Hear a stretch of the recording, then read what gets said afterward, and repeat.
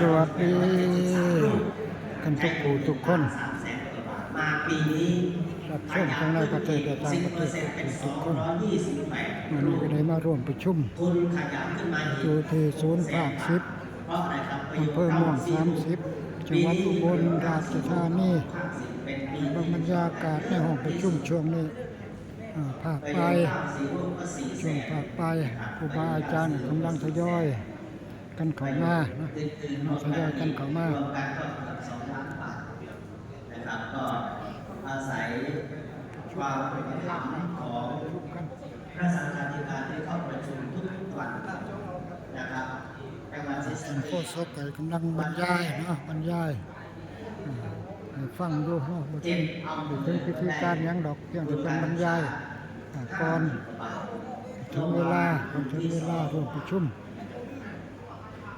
กลุ่มที่2เมื่อวานมี9อำเภอก็ได้ทุนการศึกษาเกือบ60,000 บาทบรรยากาศในห้องประชุมที่ศูนย์ภาค10ครูบาอาจารย์กำลังเริ่มทยอยกันเข้ามาในช่วงบ่าย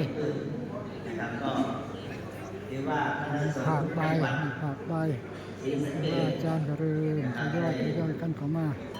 หลังจากชั้นพระทหารเพลเสร็จพักไปนิดนึงพักไปครึ่งชั่วโมงช่วงนี้ก็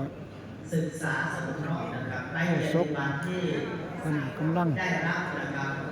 กำลังเรียกเขามาจากเขาห้องประชุมก็ศพเขาเริ่มทยอยกันเข้ามาช่วงนี้ก็มาฟังคำบรรยายจากผู้หลักผู้ใหญ่เพิ่นผู้ใหญ่ครูบาอาจารย์เป็นมาให้ความรู้เจ้าอาวาสทุกวัดหัวหน้าที่พักสงฆ์เลขานุการรองเจ้าคณะตำบลรองเจ้าคณะผู้ช่วยเจ้าอาวาสมาร่วมประชุมกันมาเนี่ยฟังความรู้มันจะได้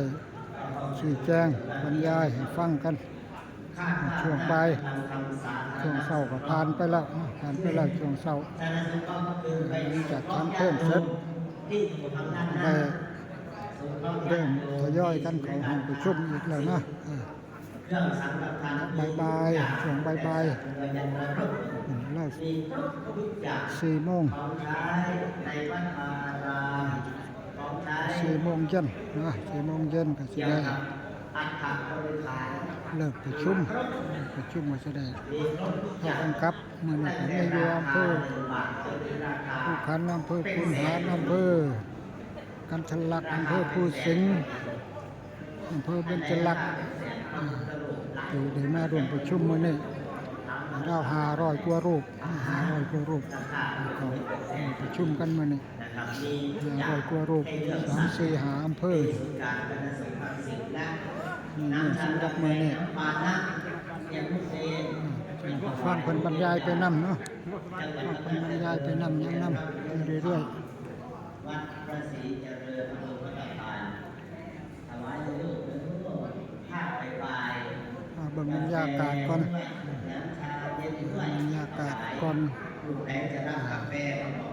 วิทยากรเพิ่นสิได้บรรยายให้ฟังให้ความรู้สิมีเรื่องยังแน่สิมีหลายเรื่องอยู่เพิ่นสิบรรยายให้ฟังมื้อนี้เกี่ยวกับวัดกับว่าเฮานี่การปกครองของคณะสงฆ์เฮานี่แหละของคณะสงฆ์นี่บรรยายให้ฟังให้ความรู้แนะนำวิธีปฏิบัตินำกับเจ้าอาวาสทุกวัดในเขตอำเภอในเขตมื้อนี้ก็เป็นของจังหวัดศรีสะเกษมานี่ศรีสะเกษเป็นมือสุดท้ายในจังหวัดศรีสะเกษต่อไปสำนักอำเภออื่นอีกหลังสำหรับมื้อนี้ก็จังหวัดศรีสะเกษก็เป็นอำเภอและสุดท้ายอำเภอคุขันธ์คุนหารกันทลักผู้สิงห์เบญจลักษณ์มื้อนี้500 กว่ารูปมาร่วมประชุมกัน นี่ท่านเจ้าคณะอำเภอรองเจ้าคณะอำเภอ ท่านดีของญาติของโยม ได้ เป็น มา สัน พวก ติของญาติของโยมเป็นวันที่ ผู้ จะ ชุ่ม ตัดสินชะตา แนะน ว่าจะอยู่ตำแหน่งไหนกันแน่จะอยู่ในฐานะเดิมหรือว่าฐานะ ำ ให บร ม่ รยากาศรอไปก่อนนะบรรยากาศรอไปก่อน เป็นเวลา ก่อนจะได้เวลาก่อนจะได้เวลา สิเป็นเศรษฐีใหม่ ฟังคำบรรยายของ หรือว่า รัก เป็ ผู้ น ใหญ่ครูบาอาจารย์ที่เพิ่นสิบรรยายให้ฟัง นะครับ ในช่วงต่อไป ทานที่หมดครับตอนนี้โดยส่วนมาก บรรยากาศ สถาน ท ที่ ยอย กา กั ร น ขอ เข้าง มา พระ แล้ว ส เนาะ งฆ์จังหวัด พอหลวงพี่ครูบาอาจารย์ ศรีสะเกษกลุ่มที่3 6อำเภอได้พร้อมแล้ว ทุกวัด ได้เข้าสู่ เขต กำลัง อำเภ บรร อ ยายในช่วงค่ำบ่ายคือหัวข้อ อำเภอกันทะลักอำเภอกุฎหารอำเภอภูสิงห์อำเภอเบญจลักษณ์ ของวัดโดยพระคุณพระวัชร ร่วม ศรี กัน อา มี จารย์ 500กว่ารู เจ้า ป คณะจังหวัดศรีสะเกษขณะนี้ กำลังทยอยกันเข้ามาเรื่อยๆเรื่อยๆนะ พระเจ้าคุณพระวัชรสิทธิธาราด้วยจังหวัดศรี ถึ สะ ง เก เว ษ ลา บรรยายถวายความรู้ราชการธิการที่เข้าประชุมต่อไปของกรรมครับกับที่ ถึ วัน งเวลาเนาะ ครับ เวลาเจ้าคณะจังหวัดศรีสะเกษแสดงมาบรรยายให้ความรู้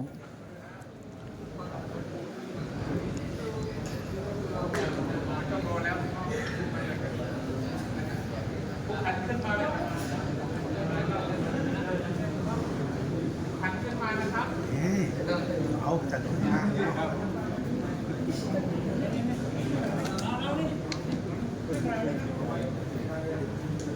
กับตัวเราก็เป็นผู้ประกอบการนะครับ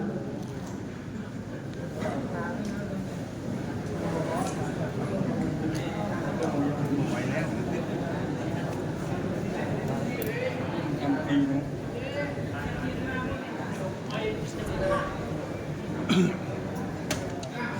ไปแสดงฟังคำบรรยายของเจ้าคณะจังหวัดศรีสะเกษเพิ่นสิบรรยายขอความหยังกับกระทับฟังเพันฟังก็ฟังในการบรรยายในครั้งนี้ในการประชุมสิมีหยังแนะนำมีหยังสั่งสอนมีหยังสอนมีหยังแนะนำในข้อปฏิบัติของพระสงฆ์มีการปกครองของท่าน จากคณะภาคสิบเอ็ดในคนต้นพระธรรมวัชรวิสุทธิศึกษาจากคณะภาคสิบในคนพระเทพวชิรากรเราจากคณะภาคสิบและขอแสดงความเคารพนับถือท่านผู้เข้าประชุมในวันนี้ทุกรูปนะครับเป็นกลุ่มที่3นะครับสำหรับศรีสะเกษเราวันนี้ ซึ่งก็เป็นกลุ่มที่มีจำนวนมากกว่าทุกรุ่นที่ผ่านมาแต่ไปยังเหลือเข้าประชุมในภาคป่าเยอะ ก็ขอจบคลิปไปเพียงแค่นี้ก่อนสบายดีอยู่ดีมีแห้งกันทุกผู้ทุกคน ที่รับฟังรับชมทั้งในประเทศและต่างประเทศทุกผู้ทุกคน ใจนะครับภาคป่า ก็อย่าลืมกดไลค์กดแชร์ให้กำลังใจก็ในดีขอสบายดี เริ่ม